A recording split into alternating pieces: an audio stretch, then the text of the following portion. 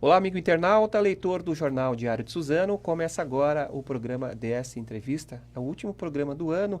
Hoje é dia 27 de dezembro, 16 horas e 20 minutos. Estamos recebendo aqui o editor do portal Comunique-se, o Anderson Scardoelli. E você pode participar dessa entrevista encaminhando a sua mensagem no WhatsApp do Jornal Diário de Suzano, que é o 975691373. 975691373 ou, se você preferir, encaminhar sua mensagem na página do Facebook do Jornal Diário de Suzano.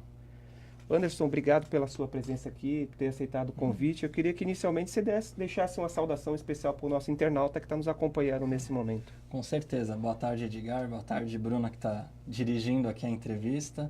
E boa tarde a todos os amigos da comunicação, como eu falo no Comunique-se. Uma boa tarde a todo mundo que acompanha o Diário de Suzano. Muito obrigado pelo convite. A gente é que agradece. Eu queria que você falasse um pouco o que é o portal Comunique-se. Para quem não conhece, Sim. Nós que somos jornalistas, a gente já conhece, já acessou, a gente acompanha. Sim. Mas o internauta está nos acompanhando, eu queria que você falasse um pouco do Comunique-se, como que surgiu, qual que é a ideia do portal. O que é legal é que eu vou pegar primeiro a parte que eu cuido lá na empresa, Comunique-se, que entre umas atividades, entre um de seus serviços, mantém desde setembro de 2001 o portal Comunique-se. E o portal Comunique-se eu costumo justamente brincar quando alguém pede, né, para explicar o que é de fato o site Portal Comunique-se, eu faço comparações. Como a gente tem veículos, jornalistas especializados em cobrir política, economia e esportes, o Portal Comunique-se é um veículo 100% digital, a gente já nasceu no online, é um veículo de comunicação especializado em cobrir o próprio jornalismo. Então, alguma novidade que acontecer aqui no Diário de Suzano, na TV Globo, envolvendo jornalistas que lançam livros, lançam projetos, a gente costuma noticiar lá no portal Comunique-se. Então, até para o amigo que está nos acompanhando, que segue aqui o Diário de Suzano, o Diário de Suzano é um veículo especializado em cobrir o que acontece na cidade de Suzano e nos demais municípios do Alto Tietê. O Comunique-se se propõe a falar sobre o próprio jornalismo, cobre o próprio mundo da imprensa. Certo, e vocês cobrindo o próprio mundo da imprensa, eu queria que você falasse um pouco como que foi o ano do jornalismo brasileiro, como é que foi esse 2018 para o jornalismo brasileiro? Você acha que, em função da crise, foi um ano difícil? Você que está aí antenado aí, né, em todas as mídias. Eu acompanho, que a gente estava até já conversando nos bastidores aqui na redação do Diário de Suzano. 2018, no geral, não foi um ano fácil, né, para a imprensa, para quem lida com a mídia, com a comunicação. Infelizmente, foi mais um ano difícil.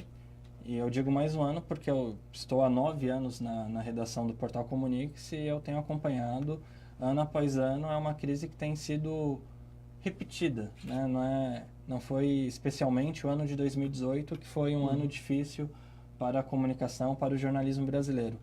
Vem sendo assim há 4, 5 anos.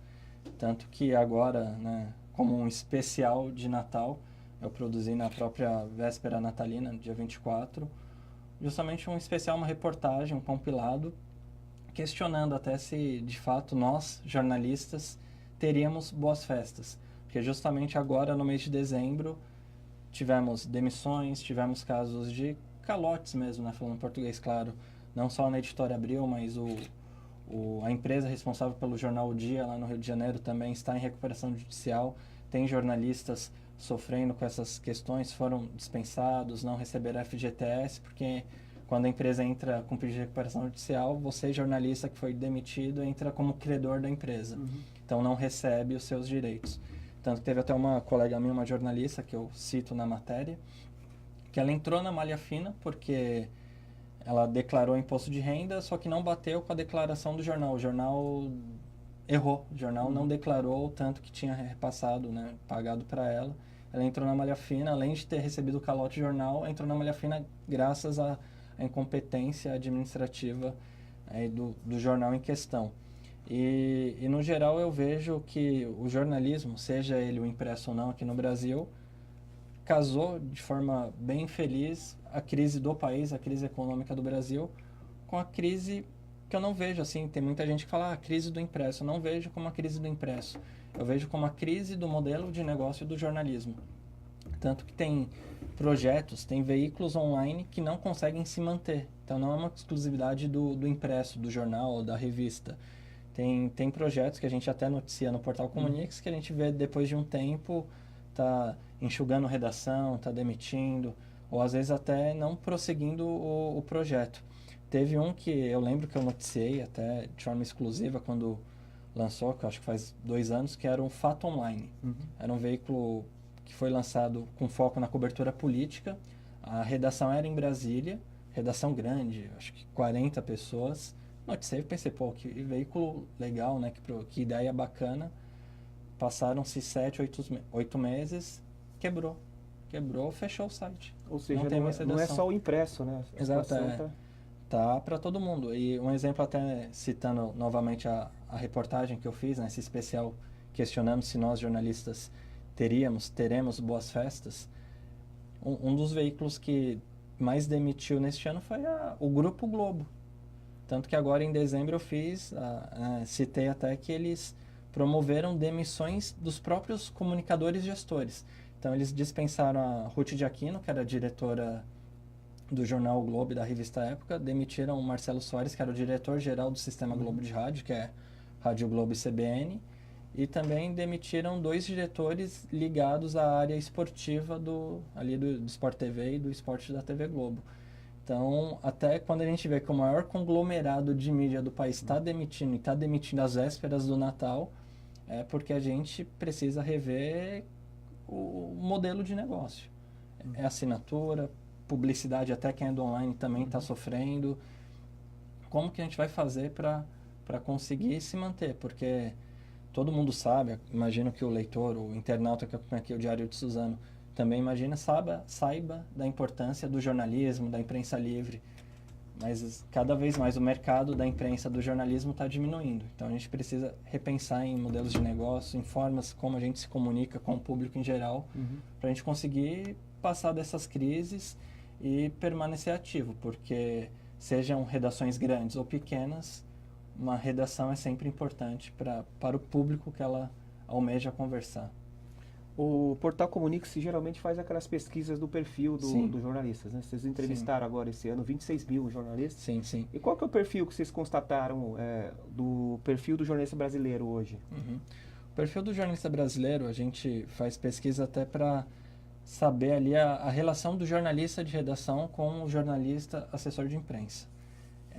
E o perfil do jornalista, por incrível que pareça, muita gente ainda trabalha em rádio, trabalha com a parte escrita, seja publicando textos para o site ou para jornais e revistas, e uma parcela até porque o mercado é menor, porque você tem determinados estados que você tem uma grande rede de televisão. Então o jornalista, o perfil ainda é focado nessas outras mídias, porque o Brasil é muito grande, né? Tanto que tem uma outra pesquisa que a gente noticiou, uma pesquisa que não é nossa, falando do deserto de notícias, que mais de 1.000 cidades brasileiras não contam com nenhuma rádio jornalística, com nenhum jornal ali local, mas o Brasil ainda é muito grande. Então, uma cidade de médio, grande porte tem pelo menos ali uma rádio, um jornal, e é o que ainda dá mais emprego ao jornalista. Você citou a pesquisa aí, a pesquisa do Projor, né? Isso, do Projor, Deserto de Notícias. A pesquisa diz que 51% dos 5.570 municípios não tem nenhum veículo de comunicação, ou seja, 30 milhões de pessoas não têm como se informar. Não são cobertos. Isso é preocupante, não é? É preocupante, e entra até na questão anterior que a gente estava comentando também, Edgar, que talvez nisso possa surgir alguma ideia. Talvez algum empresário de comunicação, alguém que queira empreender, vê que tem um mercado. Imagina, 30 milhões de brasileiros não têm acesso a nenhum veículo regional, porque nessas cidades chegam, um exemplo, em TV, chegam em rádio, chegam afiliadas da Jovem Pan, da TV Globo, mas não tem um veículo local, que não sente as dores locais, né? Não sabe como que é o convívio, quais são as dificuldades quem mora naquela cidade, que geralmente é de pequeno porte, 10, 20 mil habitantes. Então, pode ter uma oportunidade aí de negócio para quem queira investir em comunicação. Pensar em criar polos, pequenas redações, projetos nessas cidades. E quais regiões que você lembra, né? Você conseguiu constatar em quais regiões que mais necessita de informação? mais a região norte, nordeste ali? Norte, Nordeste, Centro-Oeste, mas ainda assim toda a região do país, quase todo o estado do país, tem cidades que não tem nenhum veículo local. Certo. Esse ano foi um ano de eleições, né? A gente viu que foi uma eleição bastante polarizada, com Sim. batalhas nas redes sociais, né? Eu queria que você falasse um pouco como que você acha que foi a cobertura da imprensa em geral nas eleições. Você acha que foi uma cobertura eficaz, satisfatória, deixou a desejar? Como que você viu, assim, acompanhando? Antes de falar da minha análise mesmo, assim, de se foi boa ou ruim, ou se foi mediana a cobertura em geral da imprensa em relação à eleição, eu tenho desde sempre uma crítica que, para mim, veículo de comunicação tem que se posicionar. Então, se você é dono do Jornal X ou da Rádio Y, ou você tem um portal de internet, faça um editorial e informe o seu público. Apoiamos o Bolsonaro, apoiamos o Haddad, apoiamos o Ciro, apoiamos a Marina, e o porquê disso? Porque é mais claro. Imagina um exemplo, o Estadão, que teve uma eleição, eu já estava no Comunique-se e cobri, publicou um editorial, quando foi Serra versus Dilma, defendendo o voto no Serra. Isso é lindo, porque você está sendo público, você está jogando a real para o seu público. E outra coisa, o Estadão naquele momento, foi 2006, fez um editorial anunciando o voto em Serra. Se, porventura, o Estadão, né, é um elogio, eu sou assinante do Estadão, inclusive, não ia deixar de fazer jornalismo. Tenho certeza que, se a equipe do Estadão recebesse alguma denúncia contra o Serra, iria publicar. E isso eu acho fantástico. Você anunciou o voto, mas não é por isso que você é chapa branca. Você está investigando o cara também. Então isso é claro, e eu vejo que essa omissão, que eu vejo como omissão, principalmente os grandes veículos de comunicação, não abrirem o seu voto, aí você abre boato para todos os lados falarem que você está contra aquele lado. Então seja direto. Apoiamos o Bolsonaro, praticamente apoiamos o Haddad. nenhum se posiciona. E este ano eu não vi nenhum veículo de comunicação se posicionando, né, dos tradicionais. Eu não vi a Folha se... A Folha é histórica, né? Ela se vende como uma partidária. Mas você não anunciar o voto, eu vejo que você perde força. Porque você pode gerar críticas ao anunciar um voto, né? Óbvio que você vai ser criticado, mas só você fideliza um público e ninguém vai poder te criticar de estar de um lado ou de outro. Não, você está sendo direto, você já está falando qual é o seu lado. E não vai deixar de produzir reportagens, de fazer investigações contra aquele candidato, contra aquela chapa que você, porventura, está editorialmente apoiando. Mas é jogar limpo com o público. Tanto que eu vejo que é até uma questões aí que eu vejo que a imprensa aí sim, entrando na análise da cobertura deste ano, que foi de fato uma eleição atípica, né? Eu nunca vi tantos ânimos acirrados como estiveram, né, nessa pré e durante a primeiro e segundo turno. E os veículos sendo omissos, eu vejo que nessa parte ajudou também essa proliferação de fake news, das notícias falsas. Porque você dá margem para sites, veículos, projetos picaretas te baterem em você. Falarem que você é vendido. Quando não, você só está ali se omitindo. Mas é uma forma ali da imprensa, ao meu ver, rever seus conceitos, se posicionar. Não é porque é um exemplo de um jornal grande anunciar o voto no Haddad ou no Bolsonaro que ele vai demitir jornalistas que são mais à esquerda ou à direita. Não. É você ser claro com o público e até mesmo com seus funcionários, que são jornalistas. Os jornalistas saber, pô, não, meu patrão, meu chefe ali defende tal, mas eu tenho liberdade de continuar investigando o cara. Tem que ser limpo. Eu vejo que uma das formas do jornalismo voltar a ter uma maior credibilidade, que eu vejo que, infelizmente, isso está em crise também, Sim. É você ser o quão mais claro possível com o público, melhor.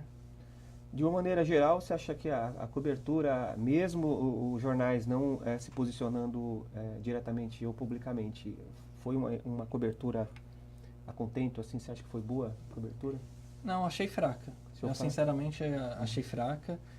Teve uma matéria que eu repito, né, que é bom endossar, né, na perseguição, tanto que eu elogiei o Estadão, mas eu faço uma crítica que até a matéria, entre aspas, a reportagem que me vem à mente, depois que o Bolsonaro foi eleito, o Estadão fez uma reportagem de, sei lá, 5, 6 parágrafos falando que o Bolsonaro tinha ido ao cabeleireiro.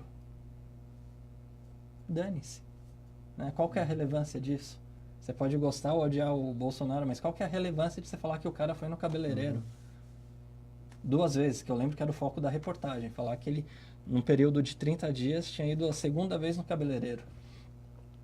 E eu vejo que o jornalismo profissional sério está um pouco perdido em relação às redes sociais, que é o exemplo. Principalmente quem é nativo do impresso está tentando adotar no online também um modelo de assinaturas. Só que como você vai cobrar do seu leitor internauta uma assinatura ali digital com esse tipo de reportagem? Eu vejo cada vez mais os grandes jornais, né, os grandes veículos, os grandes portais, fazendo o que para mim é um conceito ali de reportagem boboca, que a gente sabe que dá clique. Mas, cara, ou você ganha, né, como modelo de negócio, ou você ganha ali mercado, anunciantes, aumentando a sua audiência, ou você fecha ali todo o conteúdo do site para assinantes, mas aí você tem que ter um conteúdo 100% relevante. Porque tem matérias bobocas, eu clico, você clica, mas, pô, você pagar por isso, queima o filme. Na verdade, você concorda que o leitor ele quer ler boas notícias e não...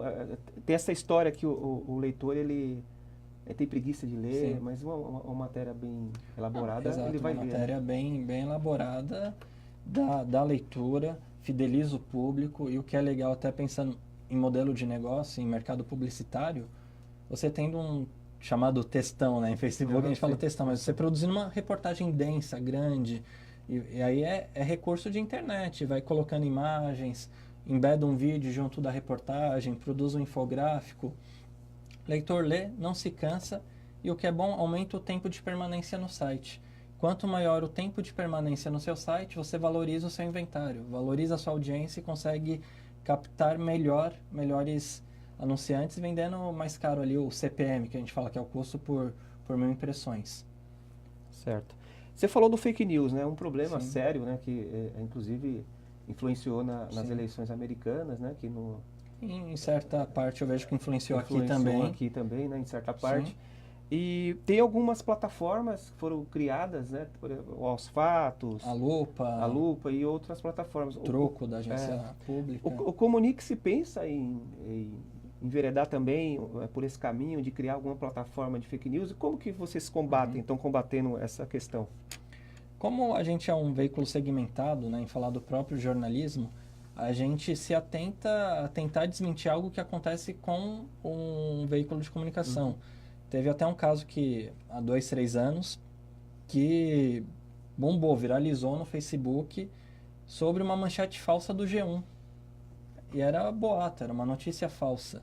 A gente foi atrás, a gente conversou com a equipe do G1 e eles juraram de pé juntos. Eles estavam entrando em crise porque internautas estavam começando a compartilhar uma matéria como se fosse uma manchete do G1 com palavrão. Eles falaram, a gente nunca publicou isso. E a gente fez a matéria, quando a gente viu que estava repercutindo, a gente fez a matéria já falando que era mentira, um boato. E até explicando como que faz isso, porque no Facebook, principalmente fanpages, né, as páginas, você joga um link, você consegue editar o título. Então, alguma página pegou o link de uma matéria do G1, jogou, editou o título e aquilo viralizou como se fosse verdade. Aí o nosso papel foi, não, o G1 esteve correto desde sempre, ele nunca publicou essa manchete. Mas da gente criar uma agência de verificação de fatos não passa pela nossa mente, até porque é isso, né?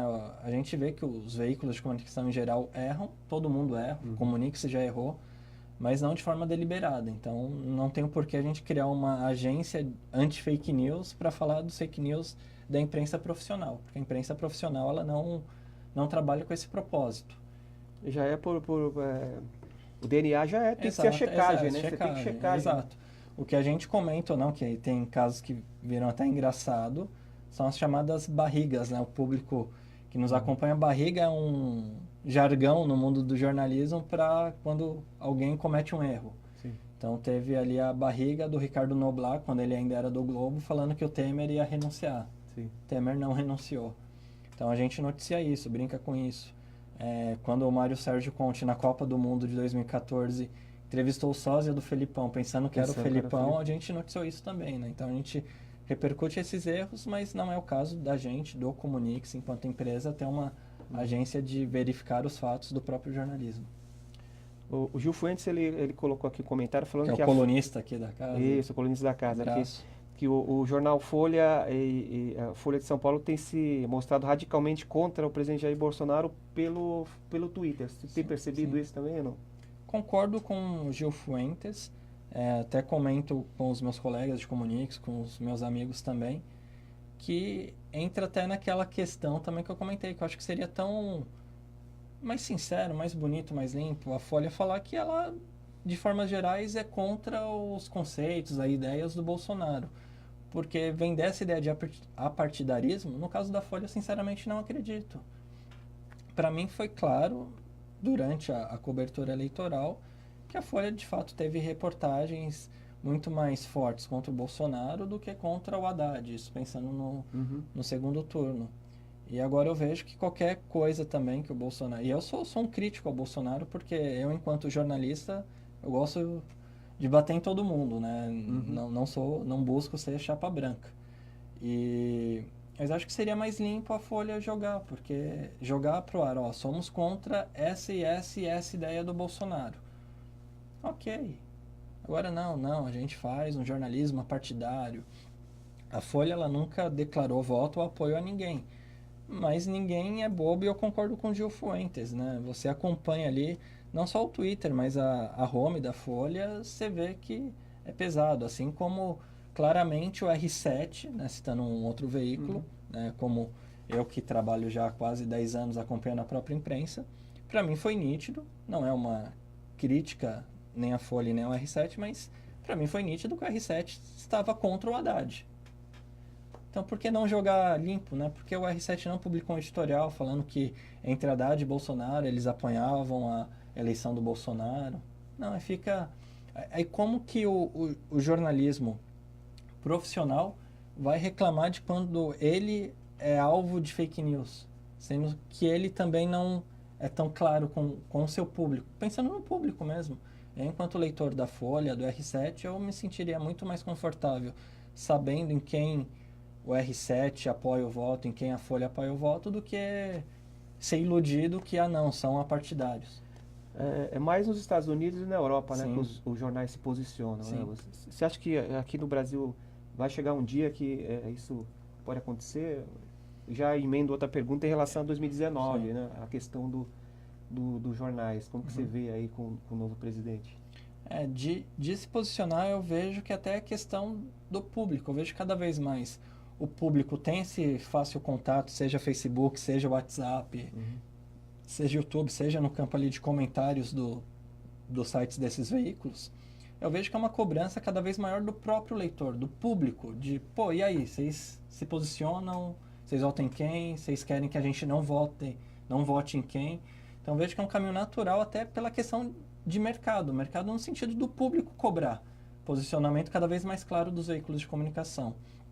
E para 2019, se o Bolsonaro seguir o que ele falou, não sei como que vai ser em relação à imprensa em geral, mas ele já, isso é fato, e até uma crítica que eu faço a ele, já declarou guerra à Folha. Por mais que a gente está falando aqui que é um posicionamento meu, né? Não só enquanto editor do Comunix, mas enquanto consumidor de notícias. De ver a Folha e ver os outros veículos de comunicação se posicionando de forma política, mas é uma crítica grande que eu faço ao Bolsonaro. Ele nem assumiu e já falou que vai cortar toda a verba que for ali de órgãos estatais para a Folha. A Folha tem grande audiência, tem a sua relevância, até em termos do impresso mesmo, de tiragem. Não pode um presidente eleito falar que vai cortar a verba, porque fica parecendo que, não gostei da reportagem, vou cortar. Fica parecendo que ele vai trabalhar dessa forma, né? Não só com a Folha, que a Folha eu vejo nesse sentido como uma vítima, mas com qualquer outro veículo de comunicação. A jornalista chegou a sofrer ameaças, né? Quer dizer, então, que se ele não gostar de uma reportagem do Comunix ou do Diário de Suzano, ele vai trabalhar com isso, vai cortar toda a verba possível e toda a verba que ele puder, para quebrar o jornal. Então, aí o jornal vai ter que falar bem dele para sobreviver. Então, acho que ele precisa fazer algumas aulinhas ali de liberdade de imprensa, de respeitar o trabalho jornalístico, que aí eu acho que vai ser bom. Mas o primeiro sinal, de fato, foi negativo. Porque eu vejo que, nesse sentido, a Folha entrou como uma primeira vítima, que pode ser de muitas. Então, quer dizer que se ele não gostar de uma reportagem do Estadão, da TV Globo, ele vai trabalhar sempre com isso. Né? Com essa cobrança, né? Com essa ameaça. já não gostei, então vou cobrar.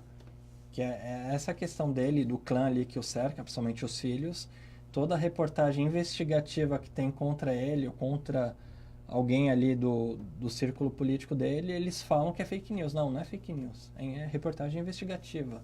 Joga o público eleitorado contra a imprensa livre. Isso é perigoso. Espero que ele repense os conceitos dele.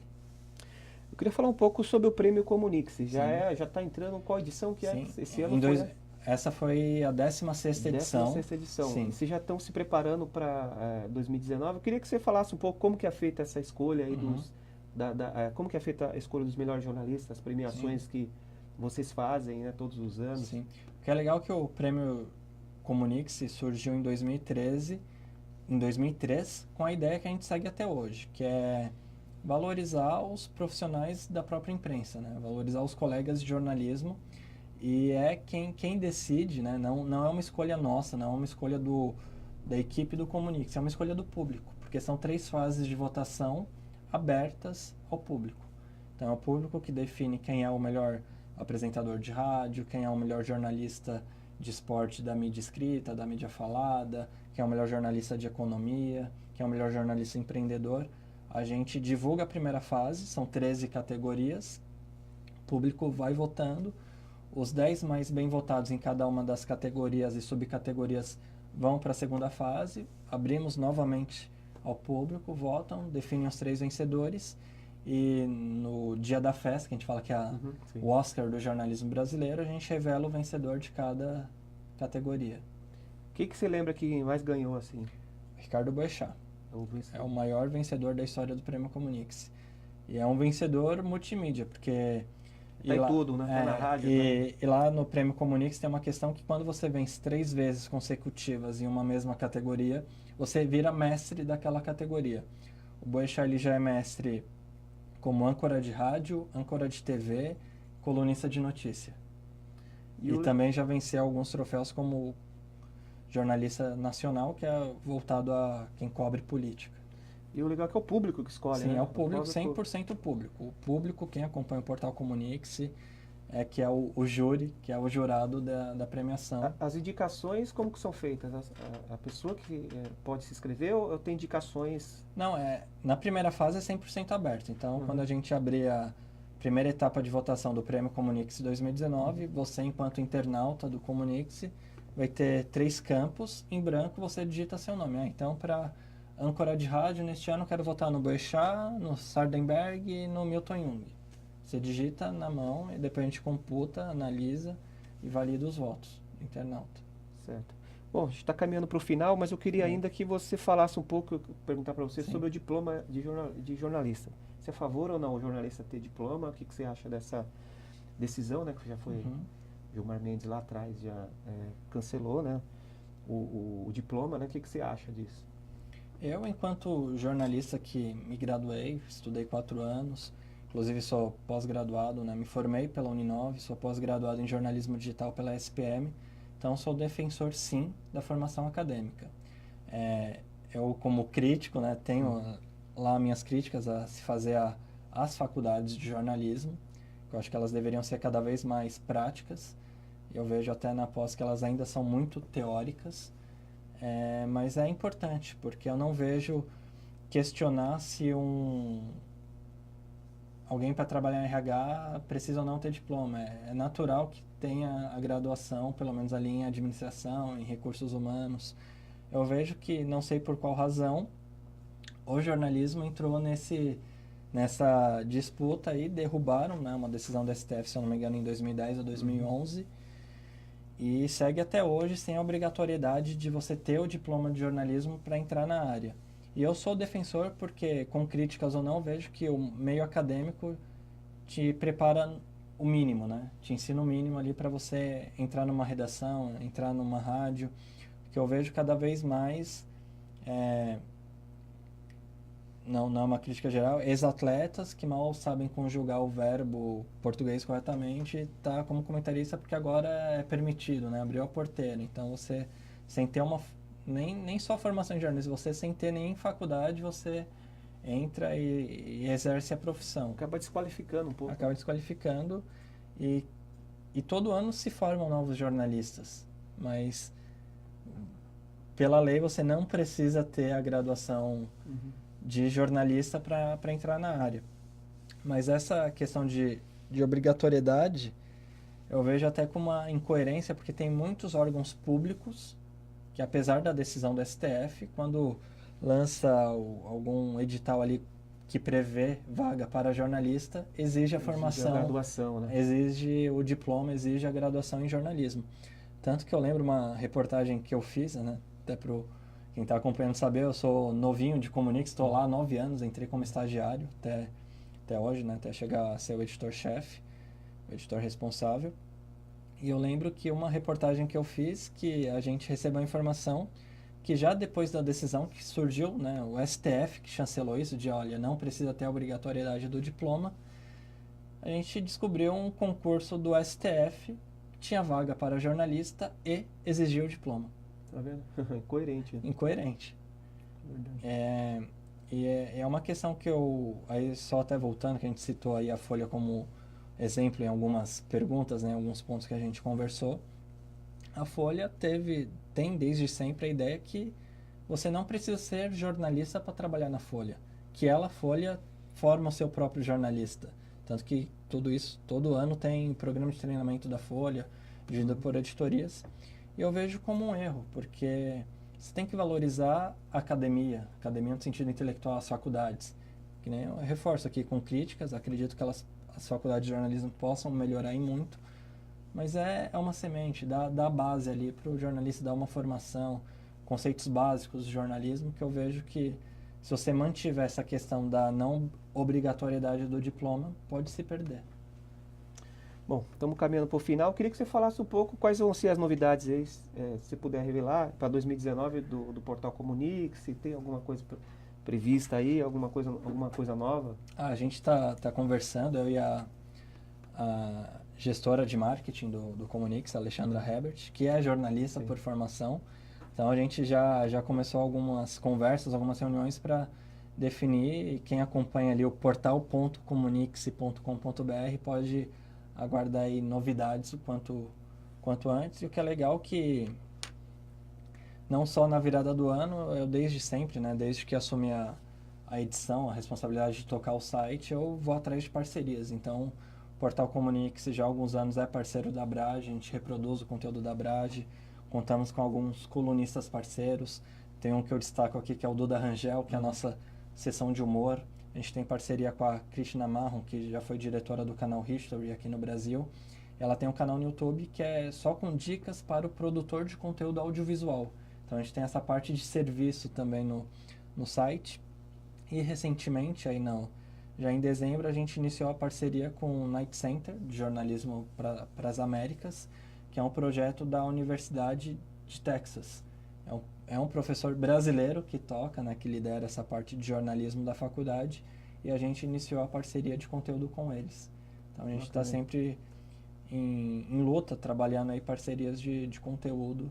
Então quem acompanha o nosso site, aguardem aí novidades. Vai ter bastante coisa nova, então, sim, bastante novidade. Anderson Scardoelli, obrigado pela sua presença aqui. Eu queria que você deixasse uma mensagem final. Edgar. Mensagem final para o nosso internauta. Olhando aqui para a câmera. Que nos acompanhou aí. Essa entrevista. É a última entrevista do ano, né? Sim. Então, é uma grande honra receber você aqui. Deixar uma mensagem final para o nosso internauta. Então, como a nossa entrevista girou em torno do jornalismo, eu faço um pedido a quem nos acompanha. Assine algum veículo de comunicação. Se você gosta do Diário de Suzano, assine, seja a versão impressa, assine online. Se você gosta do Estadão, assine o Estadão. Se você gosta do Nexo Jornal, que é um veículo 100% online, digital, assine o Nexo. Assine, porque é com a ajuda de você, leitor, de você que nos acompanha, que o jornalismo vai encontrar uma forma de se manter. E bem melhor do que depender de anunciantes da iniciativa privada ou da iniciativa pública, é muito mais fácil você ter essa relação comercial com o público. Você saber que quem consome, quem paga suas contas é o público, e cada vez mais o jornalista prestar contas para o público. Então, se você que está nos acompanhando, assine algum veículo de comunicação. Esse é o pedido que eu faço. Tá certo. Obrigado mais uma vez. Eu que agradeço. Portas estão abertas, espero que volte. Agradeço, que honra aí, a última entrevista do ano. Obrigado. Boas festas ao público, Boas festas à Bruna, nossa diretora. Diretora nossa, diretora aqui, mesmo, né? diretora de Já me bailes incluí aqui. na equipe já também. Tá certo. E sucesso a você, Edgar. Muito obrigado pela entrevista, pela oportunidade. Que eu gosto sempre de conversar, né? Como a gente cobre no Comunique Seu Próprio Jornalismo, essa relação com outros jornalistas, eu valorizo demais. Então, muito obrigado. Vamos ver se você volta o ano que vem aí, um tempinho na sua agenda aí. Com certeza, contem comigo. Tá certo. Obrigado mais uma vez. Eu que agradeço. Queria agradecer também você, amigo internauta, que nos acompanhou até o momento nessa entrevista e desejar, aproveitando que é a última entrevista do ano, um feliz ano novo para você. E até a próxima entrevista, que será o ano que vem. Obrigado.